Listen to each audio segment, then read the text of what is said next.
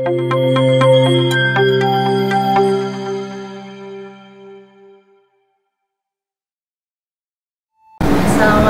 warahmatullahi wabarakatuh. Alhamdulillah hari ini kita bertemu dalam kita membahas terkait dengan potensi peternakan yang ada di Indonesia. Jadi peternakan merupakan salah satu sektor penting dalam kehidupan di negara ini dalam banyak aspek. Peternakan dalam arti luas mencakup banyak sekali komoditas.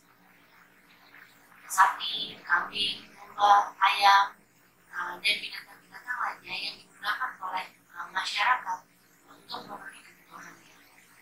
Posisi peternakan sendiri pada masa lalu bukan hanya digunakan sebagai sumber pangan.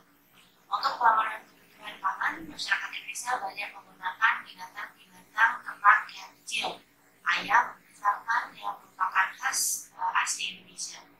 Sementara untuk kebutuhan penggunaan binatang-binatang ternak berdimensi besar itu umumnya digunakan sebagai kekuatan atau ternak kerja istilahnya. Jadi biasanya untuk sapi, kerbau itu banyak digunakan di area pertanian untuk mendukung proses dalam pertanian, membajak sawah misalkan, atau berpindah dari satu tempat ke tempat yang lain. Bukan hanya jenis ternak kuda, tetapi justru ternak-ternak besar itu yang memudahkan untuk para petani melakukan berbagai aktivitas pertanian, termasuk di dalam perpindahan antara satu wilayah yang lain. Biasanya kita menggunakan pedati, kalau pada masa lalu itu adalah menggunakan ternak. Nah, masing-masing wilayah itu memiliki potensi yang bisa untuk dikembangkan untuk menjadi pusat-pusat areal peternakan. Untuk ternak kuda misalkan dia membutuhkan lahan yang luas, areal untuk berlari, untuk mendapatkan pangan, berupa rumput-rumputan itu banyak disuplai di wilayah-wilayah bagian timur dari Indonesia. Sementara untuk di bagian barat, untuk binatang-binatang ternak besar itu banyak menggunakan jenis-jenis kerbau dan sapi. Kalau rekan-rekan mengingat mungkin kerbau ada di Sumatera, kerbau di Jawa bagian barat. Sementara untuk sapi-sapi yang di wilayah yang relatif kering itu di bawah diimpor atau dipindahkan dari daerah India, seperti misalkan sapi Mongol. Itu dulu banyak sekali berkembang di wilayah Jawa bagian tengah maupun Jawa bagian timur.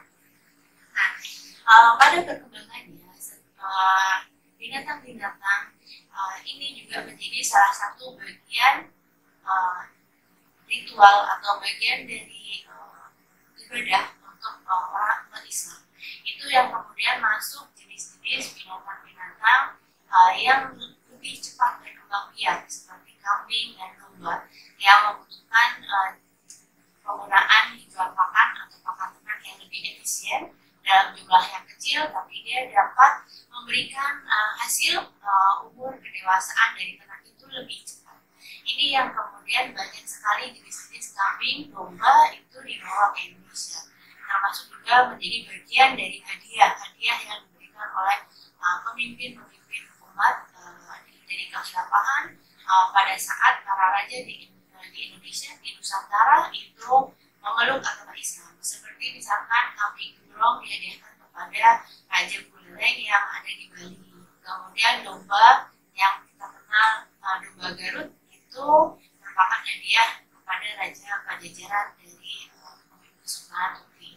Nah, itu kemudian berkembang dari kerajaan, dari yang diberikan kepada raja, dipelihara oleh masyarakat setempat, dan ini digunakan sebagai bagian dari juga untuk peternak tabungan. Jadi bukan untuk harian tetapi untuk tabungan.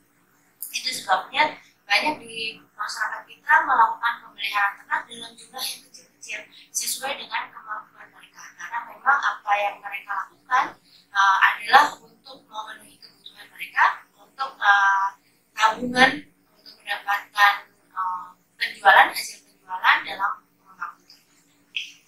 Nah, kemudian dengan berubahnya pemikiran masyarakat yang semula masyarakat di Indonesia itu mengutamakan hasil pemenuhan kebutuhan protein dari perikanan atau dari ternak-ternak lokal, gas-gas, ayam dan lain sebagainya. Ini kemudian ada pergeseran. Kalau kita melihat dari segi fakta sejarah bahwa sejak tahun 1970-an kita diminta untuk menyediakan, pemerintah kita menyediakan pemenuhan kebutuhan pangan hewani.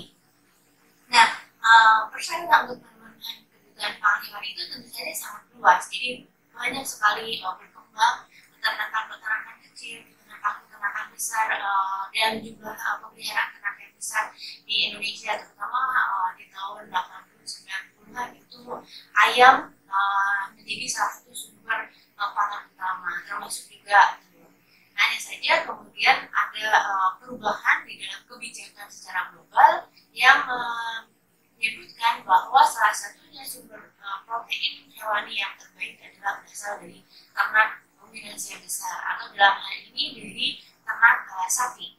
Nah, disinilah kemudian muncul berbagai permasalahan.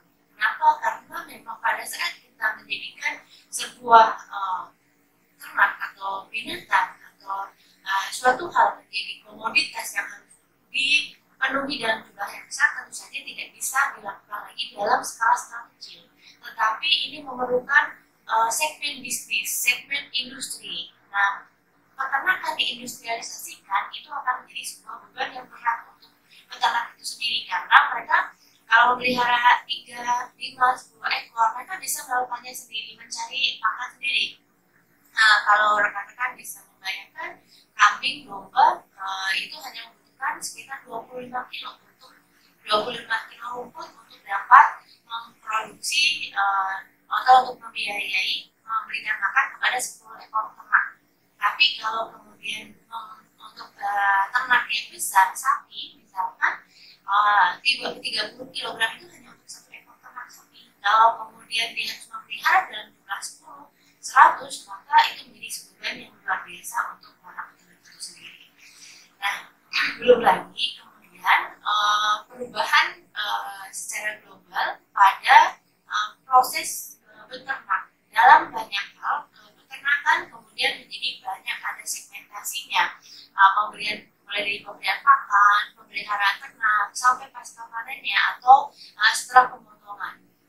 Nah, kalau kita lihat dari bidang pakan sendiri, di dunia saat ini banyak sekali berkembang yang namanya premix, probiotik, yang kemudian dalam memberikan jumlah sedikit komponen pakan, dia bisa mendorong atau men-trigger dari ternak itu untuk tumbuh lebih cepat. Nah, ini yang dikuasai oleh banyak corporate yang mereka produksinya kecil tapi sangat dibutuhkan atau sangat diharapkan oleh negara atau oleh peternak sehingga bisa memproduksi dalam jumlah banyak. Ini banyak sekali ya, kalau untuk misalkan yang paling terlihat jelas adalah di ternak unggas misalkan.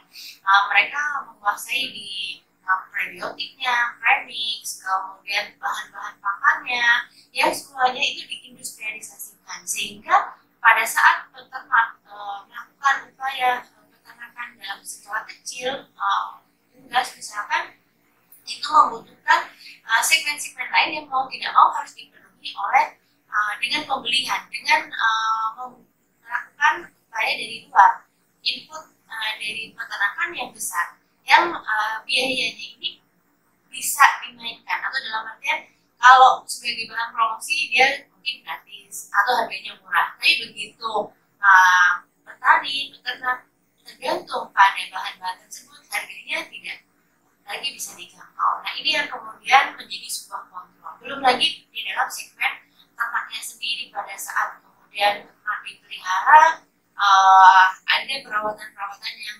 harus dipenuhi, adanya penyakit misalkan, perlu obat-obatan yang mau tidak mau harus dibeli atau disuplai dari luar. Kemudian pada saat penjualan ada controlling dari harga monopoli atau dari harga pemerintah.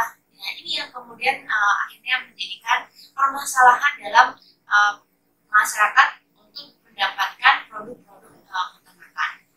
Nah, ini banyak sekali sektor-sektor di bagian-bagian peternakan ini yang akhirnya berpengaruh pada kemandirian di Indonesia, karena tadi bahan-bahan pakan yang ada di Indonesia saat ini tidak lagi milik Indonesia. Tepung ikan, jagung, mungkin kedelai, itu bagian-bagian terbesar yang digunakan di dalam peternakan unggas itu dikuasai oleh asing atau harus diimpor dari luar. Kemudian untuk ternak sapi atau ternak ruminansia, rumput-rumput perlu memberikan tambahan-tambahan mineral, itu juga tidak lagi dikuasai secara umum oleh pemerintah, tetapi harus dibeli dari swasta. Begitu juga dengan proses pembeliannya. Nah, ini sangat banyak sekali yang kemudian menjadi kendala dalam membebaskan atau dalam pemeliharaan ternak yang sesuai dengan kebutuhan masyarakat. Nah, bagaimana dalam Islam, peternakan dalam Islam? Peternakan sebagai salah satu sumber dalam proses peribadahan. Pertama dalam hal ini adalah peribadahan kurban, baik itu untuk Idul Adha, Akikah, maupun peribadatan haji. Nah, jadi di sini di dalam pemenuhannya maka negara memiliki kewajiban untuk memenuhi kebutuhan masyarakatnya, memiliki kewajiban untuk dapat melakukan produksi secara massal sehingga masyarakat tidak mengalami kekurangan dari ternak yang dibutuhkan dalam kegiatan-kegiatan tersebut. Sesuatu hal yang wajib ada untuk melakukan suatu kewajiban, maka dia harus disediakan oleh pemerintah. Nah, disinilah pada saat kemudian di dalam Islam maka akan disediakan komponen-komponen sektor-sektor yang menjadi pendukung peternakan itu siap untuk digunakan. Kalau sebagai bahan pangan, mungkin sebagai sumber protein, pemerintah bisa memberikan alternatif bahan pangan protein yang bisa digunakan untuk masyarakat.